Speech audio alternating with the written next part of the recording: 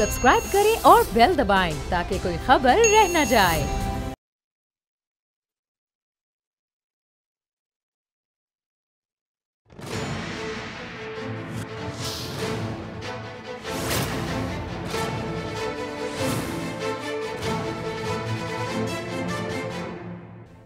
अस्सलामुअलैकुम, मैं हूं नूरुल आरफीन सिद्दीकी और आप देख रहे हैं मेरी जंग। वो नरेंद्र मोदी नाम नहाद सेकुलर जमहूरिया भारत का वो मौजूदा प्रधानमंत्री, गुजरात का वो साबिक कस्साब जो किसी दौर में चाय बेच के अपनी गुजर बसर का सामान करता था, जिसके बारे में मेरे मोहतरम वज़ीर आज़म को ये गलत फहमी थी कि अगर वो बरसर इक़्तिदार आया तो कश्मीर में अमन का सूरज उगेगा। ताहम जिस तरह से उनकी हर कैलकुलेशन मात होती रही है उसको, उसी तरह से इस बार भी हुआ। भारत एक मरतबा फिर अपनी औकात भूला है। एलओसी पर भारतीय जारहियत के नतीजे में हमारा एक मेजर और एक कैप्टन जख्मी हुए हैं। भारत की जानिब से करतारपुर के जवाब में पाकिस्तान को मेहमान नवाजी का शुक्रिया इस तरह से अदा किया गया कि हमारी सरहदों की इस तरफ मोटर गोले रिसीव किए गए। अवाम उन्नास का यह कहना है कि हुकूमत पाकिस्तान फौरी तौर पर इस कार्य जहल का एप्रोप्रिएट जवाब दे। ताहम अपोजिशन हलकों को यह खदशा है कि कहीं खुदा न खास्ता हुकूमत के अनमोल रतन कोई और करतारपुर टाइप इन्वर्टेड कॉमास में तोहफा न दे डालें। दूसरी जानिब शुमाली वजीरिस्तान में हमारा एक जवान शहीद, 2 जख्मी हुए हैं, जबकि 2 दहशतगर्दों को हलाक कर दिया गया है। परवरदिगार इन लोगों की कुर्बानियों को अपनी बारगाह में कबूल मंजूर फरमाते हुए इनके लवाहिकीन को सब्र जमील और अजर अजीम अता फरमाए कि इन्हीं के दम से मैं और आप, मेरी और आपकी आज़ादी बरकरार है।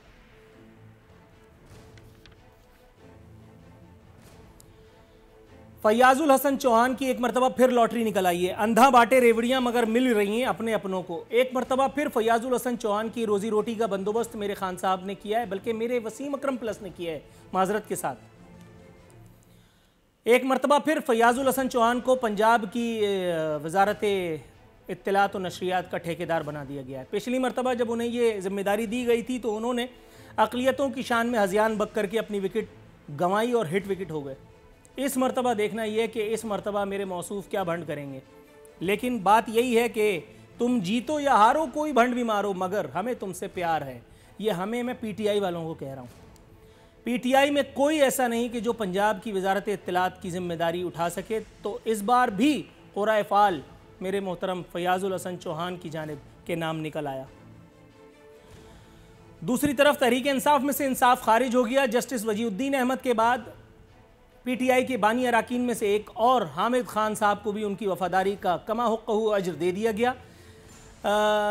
अद्वियात की कीमतों में मुबैना तौर पर नेक नामी इन्वर्टेड कॉमास में कमाने वाले मेरे मोहतरम साबिक वज़ीर सेहत आमिर कियानी, जिनके अपने ख़िलाफ़ एक सफिशेंट मवाद मौजूद तो है, अगर खान साहब उसकी तरफ नज़रसानी करें तो उनको ये गुमान हुआ है कि हामिद खान साहब जो हैं वो पार्टी की बदनामी का सबब बने। सुभान अल्लाह। हामिद खान साहब ने इसका जवाब तुर्की बतुर्की देते हुए कहा कि अल्हम्दुलिल्लाह, मौर्रिख लिखेगा कि मैं सुरखरू हुआ। मौर्रिख लिखेगा कि जब कभी भी तबाही की दास्तान लिखी गई मेरा उसमें कोई हाथ नहीं था। साथ ही साथ उन्होंने ये भी बताया कि मैं पार्टी के बुनियादी अराकीन में से हूँ जिन्होंने पार्टी का आइन लिखा। इमरान खान की तरह मेरी भी रुकनियत मुअत्तल नहीं हो सकती। हुजूर, जब कश्ती ही आपको उठाने के लिए तैयार नहीं तो आप क्यों बिला वजह कंबल की तरह चिमटे जा रहे हैं? दबा करें। जितनी नेक नामी PTI ने उठा ली उतना ही बहुत है। आप अच्छे आदमी हैं, घर बैठें। वैसे भी इस वक्त PTI की जब काबीना का सेंट्रल एग्जीक्यूटिव कमेटी के इजलास हो रहा होता है तो देख करके खासी हंसी आती है, क्योंकि उसमें तबर्रुकन ही PTI वाले होते हैं। ज़्यादातर काफ लेगी है, नून लेगी है, शीन लेगी है, मीम लेगी है, PP वाले और इधर उधर के लोग दिल पिशौरी करते हुए नज़र आ रहे होते हैं। अहम तरीन खबर जिससे आपको आगाह करना मकसूद था वो ये कि उस्मान बुज़दार को बग़ैर प्रोटोकॉल दौरा लाहौर करते पाया गया। गोया उनको भी किसी से खतरा है। बताइए। सफाई सुथराई और ट्रैफिक का जायजा लिया। लोगों को यह गलतफहमी हुई गोया उन्हें डिप्टी कमिश्नरी लगा दिया गया, हालांकि मौसूफ खैर से वजीर आला हैं और वो भी पूरे। और उस पर मेरे वजीर आजम को यह गलतफहमी है कि ये वसीम अकरम प्लस हैं, जो शुरू से माइनस में चल रहा है। उसके बारे में उनको लगता है कि ये प्लस हैं। फरमा रहे थे कि पुराने पाकिस्तान को ठोकर मार दी, आवाम बिलबिला रही है, बेचारी कह रही है भाई वो हम थे, आपने हमें ठोकर मारी, आपको एहसास नहीं हो रहा। उस्मान बुज़दार फरमाते हैं कि नया पाकिस्तान बना दिया, लोग इधर उधर देख रहे हैं, कहां बना दिया भाई? जिन लोगों को इधर उधर देखने की जहमत हो रही है उनको ये मालूम होना चाहिए कि उस्मान बुज़दार के आसपास सब लोगों को नया पाकिस्तान अल्हम्दुलिल्लाह वसूल हो चुका है, इन्वर्टेड कॉमास में। आप अपनी खैर मना रखें। तो हम बताना यह था कि पंजाब के 8,000 देहात और 3.25 लाख घराने बिजली से महरूम हुए हैं, और चूंकि उस्मान बुज़दार एक एन ओबीडियंट नेचर लेकर के पैदा हुए हैं और खान साहब को मुसलसल ये इसरार है कि ये वसीम अकरम प्लस ही है जो डिलीवर करेगा। अब ये देखना है कि ये इन देहातों को बिजली कैसे देगा, अपना घर बेच करके या कहां से। नया पाकिस्तान भी पुराने पाकिस्तान जैसे निकला, 100 तिलोर मारने की इजाजत, और वो भी महज $1,000 में हमारी हुकूमत ने, पंजाब के महकमा जंगली हयात ने दे दी है, जिससे इंशाअल्लाह ताला अल्लाह ने चाहा तो हमारे अरब शयूख भाई इत्तेहाद बैनुल मुस्लिमीन का मुजाहरा फरमाते हुए लुत्फानंदोज होने के लिए इंशाअल्लाह आए ही चाहते हैं। याद आपको दिलाता चलूं कि जब पीटीआई हुकूमत में नहीं थी और करीब 100 साल कोई गुमान भी ना कर सकता था कि पीटीआई के पी को भी हुकूमत मिलेगी, उस वक्त वो जो गैरत ब्रिगेड अपने कंधों पर लेकर के कौमी हमियत का जनाजा घूम रही थी, अब वो ख्वाब गफलत के मजे लूट रही है, क्योंकि पाकिस्तान को $1,000 मिल रहे हैं। $1,000 में अगर कौमी हमियत जा रही है तो जाए सानू की, लेकिन कम अज कम माल तो हत्ते लग रहा है। मुशर्रफ ने ये किया था तो गलत था, मुशर्रफ दौर में पैसे नहीं लिए जाते थे, हम पैसे ले रहे हैं। अभी आपको इंशाअल्लाह ताला पीटीआई की तर्जुमान से मिलवाता हूं, दिल बाग बाग बल्कि गार्डन गार्डन ना हो जाए तो कहिएगा।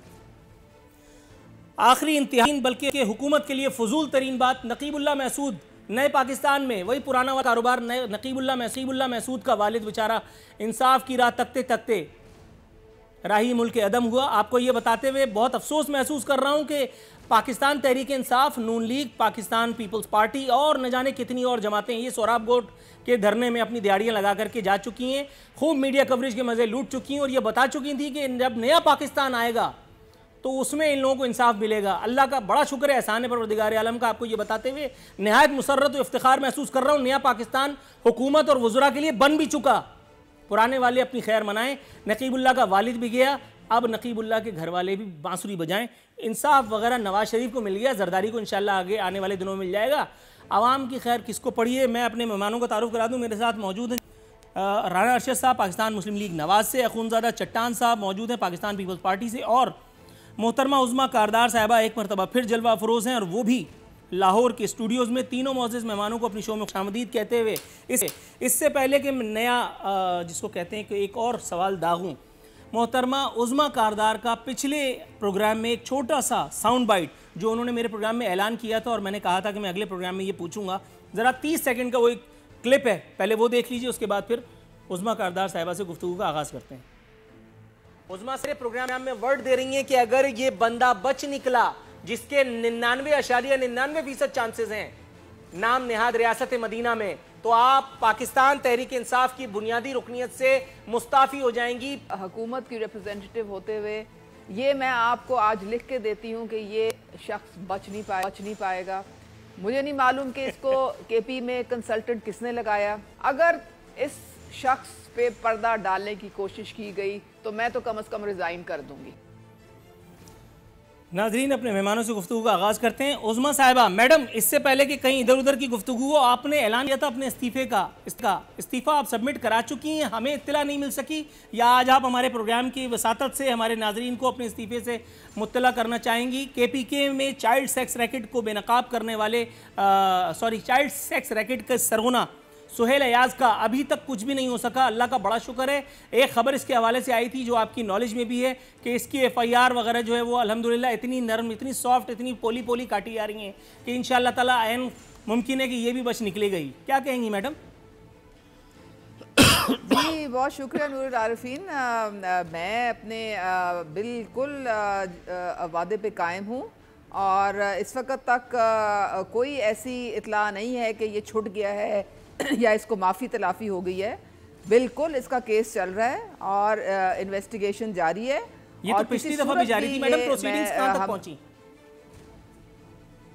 अभी ये जब इसका कोई मंतकी अंजाम पहुंचेगा, ये इसका प्रोग्रेस जो भी होगी, अभी तक पब्लिकली हमें पता नहीं है, लेकिन हम इंतज़ार कर रहे हैं। आपकी तरह मैं भी इंतज़ार कर रही हूँ और पूरी कौम के सामने भी ये केस अच्छा, मेरा तो मुद्दा ये है कि मैं ज़्यादा इंतज़ार नहीं कर पाता। चलिए, अच्छा अब ये मुझे बताइए, असल मुद्दे पर आते हैं। मैं बिल्कुल अपने कायम हूँ, मैं अपनी बात पे कायम हूँ। वो वादे क्या जो वफा हो जाए। मैडम ये मुझे बताइएगा, ये जो आपने करतारपुर का तोहफा दिया है चहीते भारत को, तो भारत की जानिब से जो मामला, जिस तरह से ये कर्ज की अदायगी की जा रही है, मोटर गोले भी फेंके गए हैं और हमारे एक मेजर और कैप्टन साहब जो हैं वो ज़ख्मी भी हुए, अल्लाह ताला ने करम फरमाया, कोई जानी नुकसान नहीं हुआ। अपोजिशन का ये खदशा किस हद तक दुरुस्त है कि आप एक और करतारपुर का तोहफा दे करके इनसे कहीं खुदा न खास्ता इन्वर्टेड कॉमास में इंतकाम ना ले लें? नूरुल आरिफीन, मुझे बहुत अफसोस हुआ कि आपने करतारपुर को इतनी नेगेटिव लाइट में पोर्ट्रे किया। ये कोई हिंदुस्तान की हुकूमत के लिए हमने नहीं किया, ये हमारे सिख यात्री हैं, इंटरफेथ हार्मनी, और हम रिस्पेक्ट करते हैं माइनॉरिटीज़ की। उसके जज्बे के तहत हमने उनको यहाँ पे आने का एक कॉरिडोर हमने बनाया और उनको फैसिलिटेट किया। और आपको पता है कि 9 करोड़ सिख हैं वहाँ पे जो बसते हैं, और उन्होंने इसको बहुत वेलकम किया। मैडम थोड़ा सा ब्रेक पर पाँव रखिएगा। आपने जो मुझे बताया जान करके खुशी हुई कि आपको भारत में मौजूद सिखों की तादाद पता है। मैडम पाकिस्तान में कितने मुसलमान बसते हैं, अगर उनकी तादाद से आगाह फरमाएं। 9 करोड़ सिखों का दर्द लेके चल रही है, कहीं खुदा न खास्ता दिल पर बुरे असरात ही मुरत्तब ना हो जाएं। ये 24 करोड़ लोगों से जो वोट लिए हैं, जिनमें से अक्सरियत को गुमान ये है कि आप तब्दीली लाने वाले थे, उनका जरा कोई खैर खबर अगर आप देना चाहें तो फिर मैं आगे जाऊं। देखें, ये आप करतारपुर से बाद अपनी बात को का रुख ना मोड़ें। पहले जवाब मुझसे आप ले लें। मैं क्यों मोड़ूंगा? मैं तो पीटीआई में थोड़ी हूँ, मैं पीटीआई वाला थोड़ी हूँ। तो पीटीआई वालों का काम है, नाम पूछो तो वो शनाख्ती कार्ड नंबर बताते हैं। आपने ये कैसे अक्स कर लिया कि मैं ऐसा करना चाहता हूँ? मैं आपसे एग्जैक्टली यही पूछ रहा हूँ कि जो तोहफा आपने उनको दिया था, उसके अगेंस्ट में जो उन्होंने कार्रवाइयां जारी रखी हैं, उसका इंतकाम किस तरह से लिया जाएगा? मैडम आपने मुझे कैसे ये ताना दे दिया कि मैं खुदा न खास्ता डाइवर्ट करना चाहता हूँ? इस वक्त एक भी सिख जो है वो इंडियन हुकूमत को सपोर्ट नहीं कर रहा, एक भी सिख सपोर्ट नहीं कर रहा। ये जितनी मैडम थोड़ा सा तवक्कुफ की इस्तदा है, ये बड़ी अंदर की दूर की कौड़ी लाई हैं आप, बल्कि ऐसी कौड़ी लाई हैं कि आदमी कौड़ी कौड़ी का मोहताज हो सकता है। थोड़ा सा ब्रेक पर पाँव रखिएगा। मैं अखूनज़ादा चट्टान साहब के पास जाऊंगा जो बैठे टाइम पास करते नजर आ रहे हैं। चट्टान साहब, हुजूर वाला कैसे मिजाज हैं? अल्लाह का शुक्र है। नूरुल आरिफीन साहब, सर तब्दीली बताया गया था कि आ गई है, लेकिन तब्दीली कहाँ आई है? वो तो फैयाज चौहान आ गया है। फैयाज चौहान का नाम तब्दीली कब से हुआ? बिस्मिल्लाहिर्रहमानिर्रहीम। यहाँ तो तब्दीली आ जाती है, या मौसमों में तब्दीली आ जाती है, या कैलेंडर में तब्दीली आ जाती है कि आज 1 तारीख है तो कल दूसरा तारीख है। बाकी अभी उज़्मा कारदार साहिबा को आपने कहा कि आपने बात पे बरकरार रहे, लेकिन उसको ये नहीं बताया। उन्होंने भी कहा कि मैं बरकरार हूँ, लेकिन उन्होंने ये नहीं बताया कि कितने टाइम के लिए, 15 सेकंड के लिए, 20 सेकंड के लिए, 25 सेकंड के लिए, घंटे के लिए, हफ्ते के लिए। ये वाहिद लोग हैं जो डे टू डे हुकूमत चलाते हैं। कभी कभी तो मिसाल के तौर पे जनाब मोहतरम इमरान नियाज़ी साहब लाहौर में खिताब फरमा रहे थे, तो आप टाइम का अंदाज़ा लगाए। सबसे पहले उन्होंने ये बुज़दार साहब के बारे में एक लंबी भाषण दी थी कि क्या शानदार कारकर्दगी है, लेकिन अभी तक इसका इश्तिहारात नहीं आई, तो इस वजह से लोगों को नहीं पता। फिर इस टाइम में वही स्पीच में इसके बाद दूसरे हिस्से में वो कह रहे हैं कि मैं पूरी ब्यूरोक्रेसी को निकाल रहा हूँ। अरे भाई, अगर इतनी शानदार कारकर्दगी है जो लोगों को नहीं पता, कम से कम आपको तो पता है कि शानदार कारकर्दगी है, तो अगर ये शानदार कारकर्दगी है तो ये तो सिर्फ बुज़दार साहब की नहीं है, इसमें तो बाकी मिनिस्टरों के भी हाथ होंगे, इसमें तो ब्यूरोक्रेसी का भी हाथ है। तो इन लोगों का तो कोई इस तरह का इंसान का कोई समझ नहीं आ रहा है कि ये किस तरह के लोग हैं, किस तरह की हुकूमत चलाते हैं, किस तरह के बातें करते हैं। सर अभी आप पता नहीं क्यों आपको समझ में नहीं आ रहा, लेकिन एहसन इकबाल साहब आपसे ज़हीन निकले। एहसन इकबाल साहब को पता चल गया ये किस तरह के लोग हैं। अब मैं वही पूछ लेता हूँ कि उनको कैसे पता चला। राना अरशद साहब, हुकूमत चंद माह की मेहमान, इमरान खान ने पंजाब को लकी ईरानी सर्कस बना दिया। झटके, पेट्रोल सस्ता करने के झटके पूरी दुनिया में महसूस किए गए। हुजूर, क्या आपकी तशफ़ी नहीं हुई 4 आने पेट्रोल में कमी से? बिस्मिल्लाहिर्रहमानिर्रहीम। नूरुल आरिफीन साहब, मैं आपका शुक्रिया अदा करता हूँ। मैं इंतहाई अदब से ये अर्ज़ करूँगा कि ख़ुद खान साहब जो कि पंजाब में उनका एडिशनल चार्ज के तौर पर आते हैं और एक सूबे की कैबिनेट का आकर अजलास करते हैं ऑफिशियली तौर पर, यह भी 72 साल में एक इनकलाब है। जैसे खान साहब कहते थे कि IMF के पास नहीं जाएंगे, खुदकशी फरमा लेंगे, उसी तरह वो कहते हैं कि यू टर्न लेना जुर्म नहीं, यू टर्न लेते लेते मैं मुल्क का वज़ीर आज़म बन गया हूँ। और आज भी वो ये कहते हैं कि ये तबादले 90 अफीसर के जो तबादले हुए हैं, मैं समझता हूँ कि तमाम अफीसर जो होते हैं वो थ्रो प्रोसीजर्स अडाप्ट करके वो उनकी सीनियरिटी होती है। और अगर वो एक महकमे में खुदा न खास्ता नाअहल हैं तो दूसरे महकमे में वो अहल कैसे हो जाते हैं? ये कौन से पैरामीटर हैं कि पंजाब के अंदर 14 माह में 5 IG तब्दील होते हैं, जबकि उनका टनोर 3 साल का है, 3 चीफ सेक्रेटरी तब्दील होते हैं। हमें बुरा कहते कहते भी जो हमारे दौर में होम सेक्रेटरी थे मेजर आजम सुलेमान साहब, अच्छे कॉम्पिटेंट इंसान थे, आज उनको चीफ सेक्रेटरी लगाते हैं। जो मोहम्मद आगा साहब सेक्रेटरी इंफॉर्मेशन थे, आज उनको एडिशनल चीफ सेक्रेटरी होम लगाते हैं। और उसी तरह तमाम ऑफिसर्स। लेकिन इशू ये है कि काश उस्मान बुज़दार साहब भी PTI से तल्लक रखने वाले होते। वो तो मुस्लिम लीग नून का टिकट होल्डर थे और उनको अडॉप्ट कर लिया गया। उनमें वो एबिलिटी नहीं है और इसके जिम्मेदार उनके सर, जो ये आपकी गलतफहमी है सर। इमरान अहमद खान, सर, ये आपने अपने बहुत ही बड़ा बंड मार दिया। ये आपकी गलतफहमी है कि उनमें एबिलिटी नहीं है। उनमें वो एबिलिटी है जो आपके पास नहीं है, इसलिए आप अपोजिशन में और वो वजीर आला पंजाब हैं। जरा ब्रेक पर पांव रखिएगा, मैं मोहतरमा के पास जाऊं। मैं मोहतरमा के पास जाकर के एक सवाल का टमाटर 300 रुपए, थोड़ा सा 400 रुपए, आपसे धनिया भी 450 रुपए। जरा ब्लड प्रेशर को काबू में रखिए। मुझे अंदाजा है जब गवर्नेंस की बात आती है तो हर आदमी इसी तरह से बेकाबू हो जाता है। मैडम, ये मुझे बताइएगा, उस्मान द ग्रेट बुज़दार ने लाहौर का दौरा किया, लाहौरियों को दर्शन दिए, सफाई सुथराई के इंतजामात का जायज़ा लिया, ट्रैफिक को देखा। अब पता नहीं डिप्टी कमिश्नर वाला काम वो क्यों कर रहे थे, हालांकि अल्लाह ताला ने माशाल्लाह उनको वज़ीर आला बनाया। ये मुझे बताइएगा मैडम, उन्होंने जो इंकशाफात की भरमार की है कि पुराने पाकिस्तान को ठोकर मार दी और नया पाकिस्तान बना रहे हैं, ये कौन सा नया पाकिस्तान है जहाँ पंजाब के 8000 देहात में बिजली नहीं है, 3.25 लाख घराने इस सहूलत से महरूम हैं? ये कौन सा नया पाकिस्तान है? ये सरहद के किस पार बसता है जहाँ जा करके हम भी थोड़ा सा अपनी आंखें ठंडी करके आ जाएं, अगर आप हमें बताएं तो। नूरुल आरिफीन, आप लोग जो है ना उनको एक्चुअली शोबदाबाजी और फनकारी की आदत पड़ गई है। हैट और बूट्स पहन के कोई निकले और आप वाह वाह करें और बड़ी जनाब उनकी आपको मीडिया पे ऑप्टिक्स अच्छे नज़र आएँ। उस्मान बुज़दार जो हैं वो काम करने में बिलीव करते हैं, वो अपने तशहीह में बिलीव नहीं करते हैं।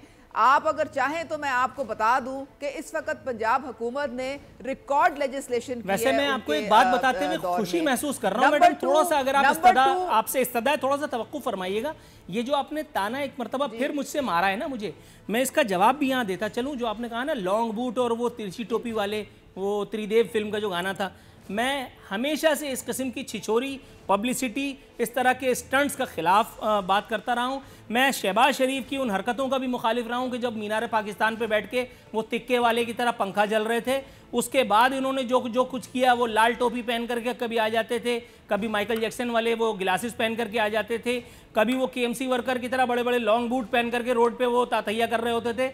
मैं इस छिछोरपन का हमेशा से मुखालिफ रहा हूँ। आपने मेरे ख्याल है मेरे बारे में स्टडी नहीं की। जी अब बताइएगा, उस्मान बुज़दार, ये जो अनमोल रतन आपको मिल गया कहीं से, ये कौन सा ऐसा तीर तोप तलवार चला रहा है किस सैयारे पर जो मुझ अंधे को नजर नहीं आ रहा?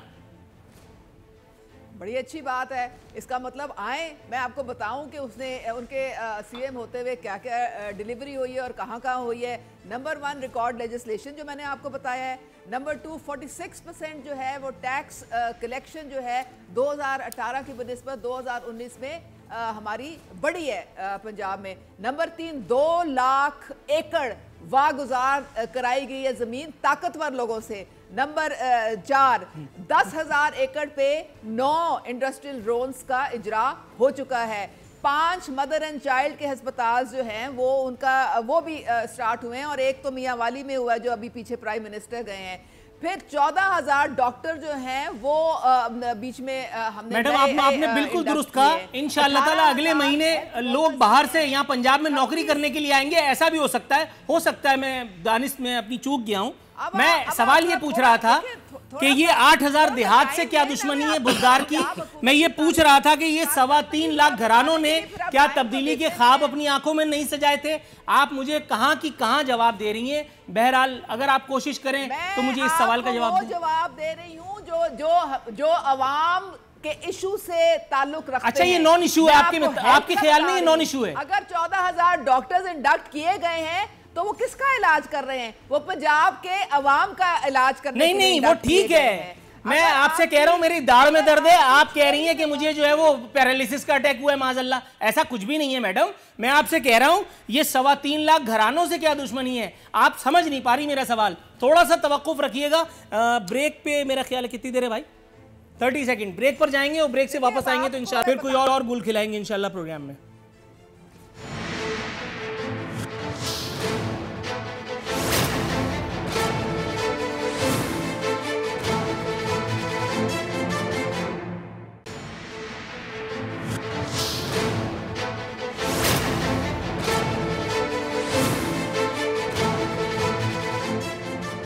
वेलकम बैक नाजरीन। बदस्तूर हमारे मेहमान हमारे साथ मौजूद हैं। चट्टान साहब हुजूर वाला नए पाकिस्तान में भी नकीबुल्लाह महसूद के बच्चों को, उसके वालिद को जो अब गुजर गए, उनको इंसाफ न मिल सका। पुराना पाकिस्तान भी ऐसे ही था, मतलब जिसमें राव अनवार दंदनाते फिरते थे।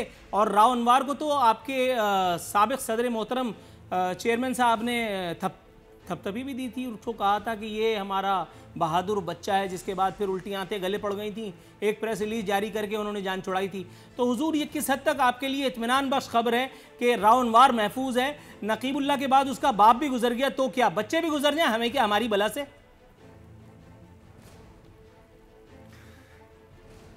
देखिए जी, ये इस मुल्क का सबसे बड़ा बदकिस्मती है कि यहाँ पे कानून सब के लिए एक नहीं है।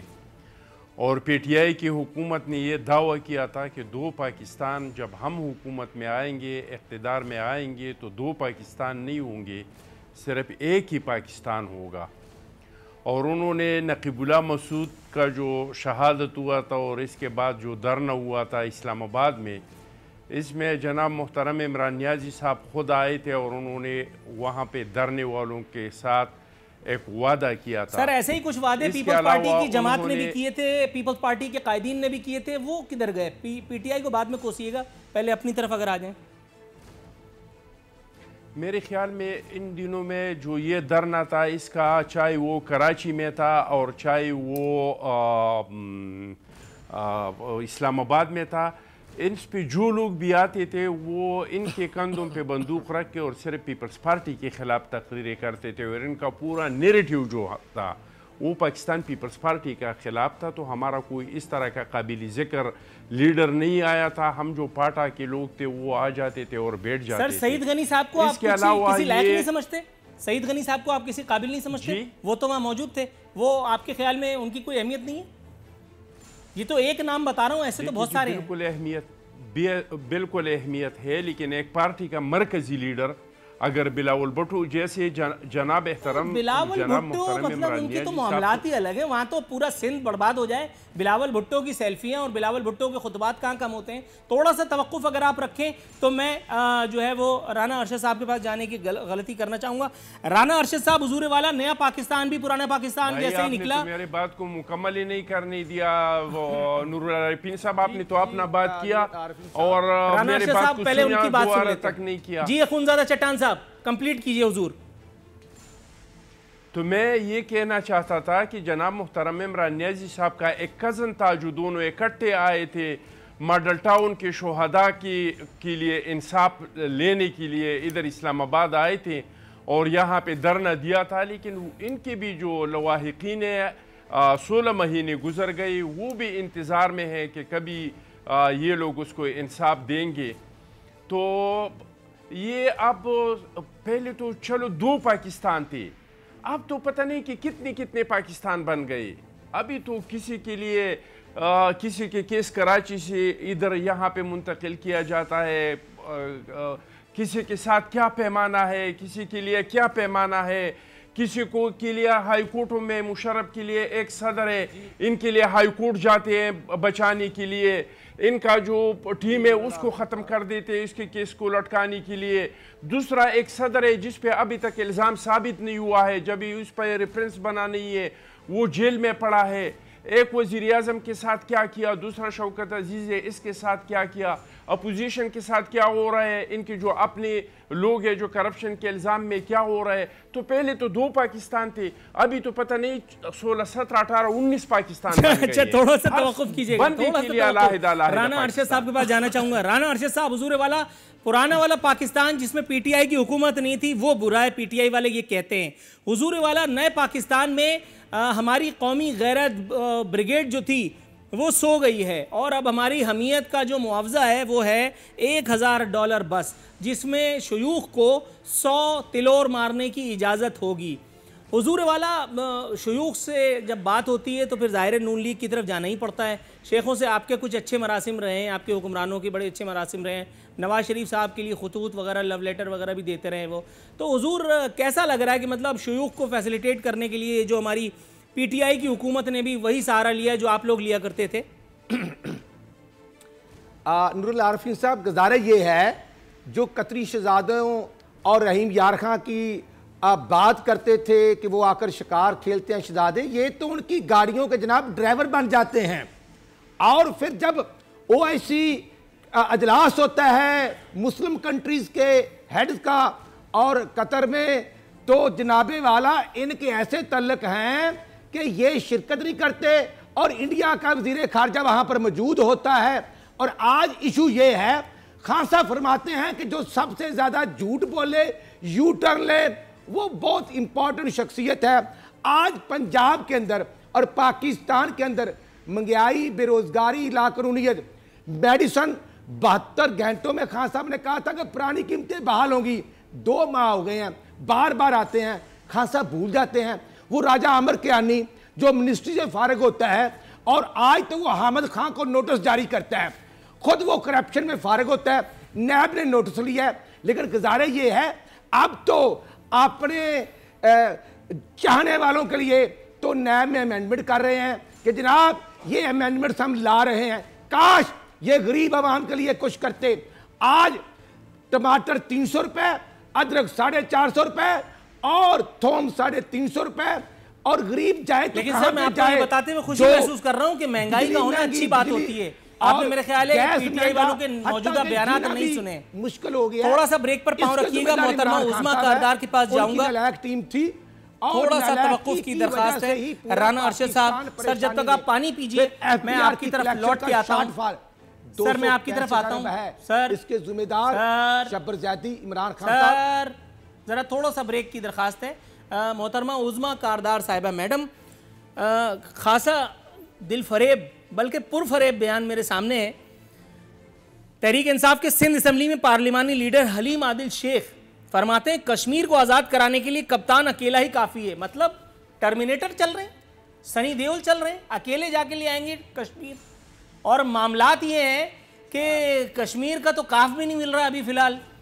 आधे घंटे के लिए लेट जाओ, 5 मिनट के लिए बैठ जाओ, 10 मिनट के लिए खड़े हो जाओ, 5 मिनट के लिए मुंह ऊपर कर लो, 10 मिनट के लिए मुंह नीचे कर लो। इन सब योगा एक्सरसाइज से कश्मीर कैसे मिलेगा?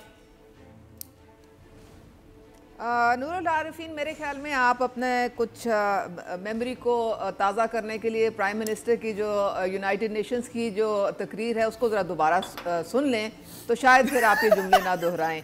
आपके जो दोनों मेहमान हैं, आपके जो दोनों मेहमान हैं, क्या बाकमाल है।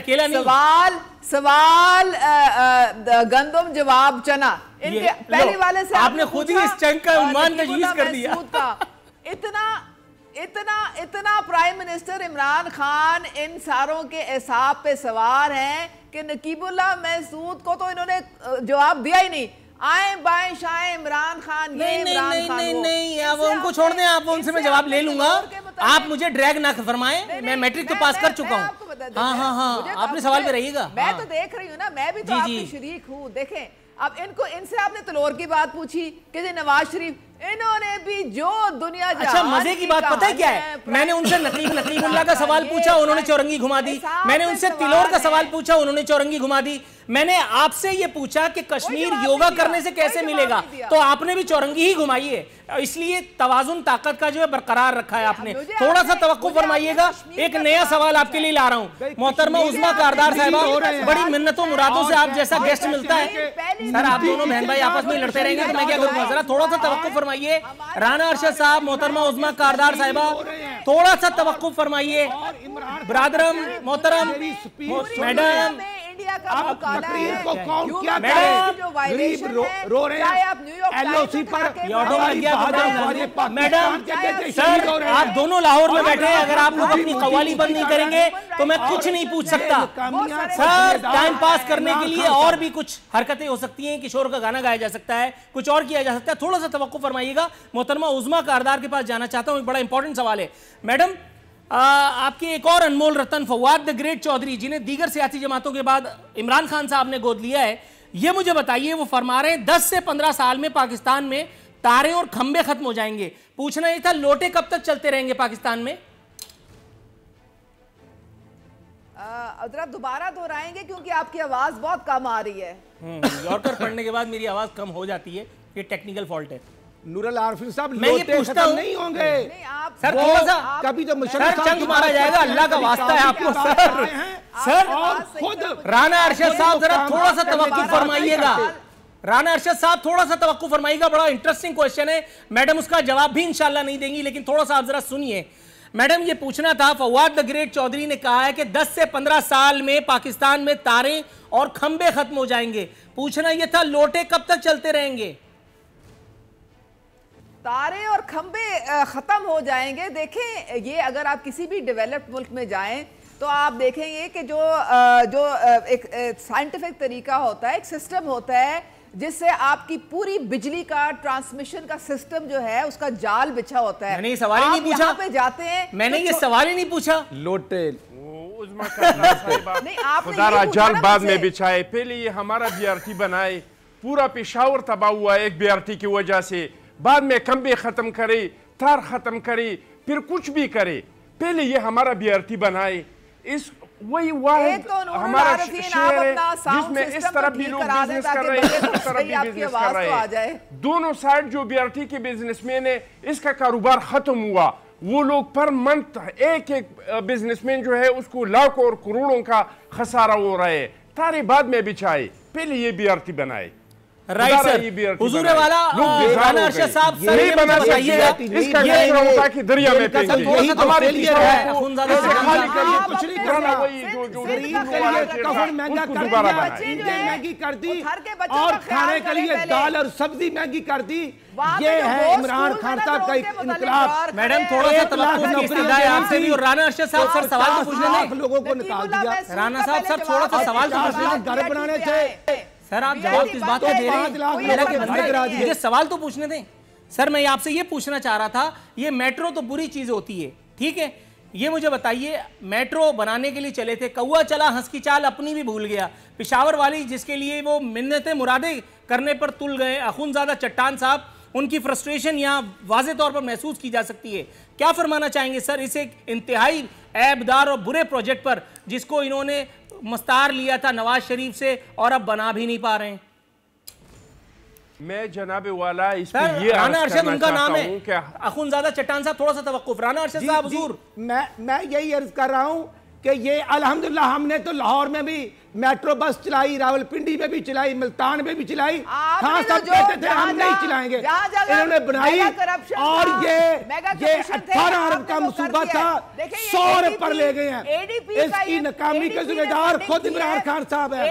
अक्टूबर 2017 में ये प्रोग्राम शुरू हुआ, 5 डेटें दी, आपको झूठ पे पहुंच झूठ, जाएगा। झूठ आप पे उसकी झूठ, फिक्र ना करें। और अवाम को आप ये अपने लीडर की फिक्र करिए रिलीफ जो देने में भाग गया बाहर। फेल हो चुके हैं। वोट को इज्जत इमरान देते खान तो साहब ने बाहर भाग मेडिसिन गए। महंगी आप कर उसकी दी, फिक्र करें। बिजली आप कोई महंगी, नया लीडर गैस ढूंढें। महंगा, नवाज शरीफ भी और बाहर पिकनिक हत्ता मनाने चला गया के है। सब्जियां भी महंगी कर दी। सारे इश्तेहारी हो चुके हैं। 7 साल आप लीडरशिप खैबर में पख्तूनख्वा में हुकूमत करते हैं। आपका खेल बिलियन बंद है इस वक्त। आपकी बिलियन सियासत ट्रीज खत्म हो के चुकी नाम है। पर अरबों रुपए ये खा गए हैं। खान साहब उसके जिम्मेदार हैं। जो खाए थे वहां पर एक जिन्होंने साहब खाया कमीशन था, को वो सब ताला बाहर लगाते हैं, बैठे हैं। हुए। और खान साहब इनकलाब ले आए हैं। उस्मान बुज़दार, इंशाअल्लाह भाई ताला वो तो इनकलाब- मुस्लिम लीग नून का इनकलाब आ कारकुन चुका था, है, शुरू हो चुका उसमें है। तो एबिलिटी आज है आप ही मोदी- नहीं। आप मोदी और की इनके रिपोर्ट पास पढ़ लें जो इंटरनेशनल 23 सर, राना अर्शद साहब, एक आदमी नहीं मैडम बना उस्मा सके। कारदार, जिसको मैं ये आप चालीस जैसे बना मेहमानों को आज ये बताते हुए इमरान साहब जो है, कुछ अजीब सा महसूस कर रहा हूँ। खुशी तो बहरहाल इसे नहीं कह सकते कि जब भी आपको अल्हम्दुलिल्लाह प्रोग्राम में बुलाया है, आपने आखिर वक्त में एक्स्ट्रो को मेरे लिए इतना नामुमकिन बना दिया है कि उसके मुकाबले में खुदकुशी भी आसान लगता है। दर्ज कर रहे हैं। अखुनज़ादा चट्टान साहब भी बेचारे मजलूमियत की आखिरी तस्वीर बने हुए बैठे हैं। मैं आप तमाम मोअज़्ज़िज़ मेहमानों का, खुसूसन अखुनज़ादा चक्का उनके सब्र पर शुक्रिया अदा करता हूँ। मैडम उज़्मा और राना अरशद साहब, हुजूर वाला, आप दोनों का ये जो आखिर वक्त में आप लोग मुझे बिल्कुल मेरे प्रोग्राम को ऑटो पे लगा देते हैं, उसके लिए मैं आपसे नन्ना मुन्ना एहतजाज भी करता हूँ। लेकिन यहाँ प्रोग्राम का वक्त अब ख़त्म हुआ। कल इंशाअल्लाह ताला फिर बशर्ते ज़िंदगी हाजिर होंगे। फ़ी अमानिल्लाह।